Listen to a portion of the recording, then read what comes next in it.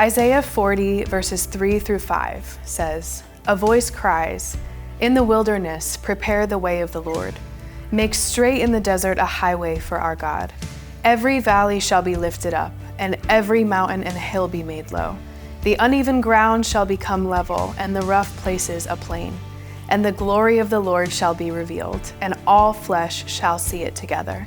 For the mouth of the Lord has spoken." When Stephen and I wrote this album, our prayer was that we wanted to write what we want to see in the church, in the people of God.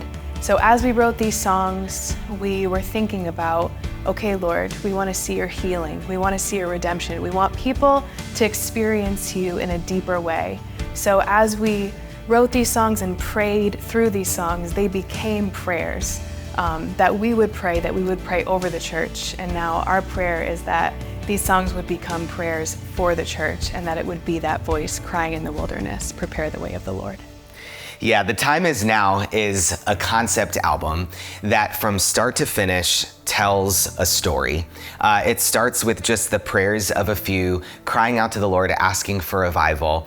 And then we have On the Waters, which is a commissioning of the church to rise up and be the church. And then going into Never Ending Stream, which is an invitation for the world to come and know Christ and then find their rest in Him with "Come to me, be filled with His Spirit, be changed by His presence," to take on His identity and eventually just add their voice to the worship of heaven here on earth. And from the beginning of the album to the end, you'll hear there's more and more voices that are added to the sound of the worship, and it's a representation of more and more people coming to know God, being redeemed by Him and joining their voices into that heavenly worship. And so, as Hannah was saying, our prayer is that these songs would be like that voice, crying out, preparing the way of the Lord. And whether you know Christ or whether you don't know Christ and you want to know Christ, there's a song on this album for you.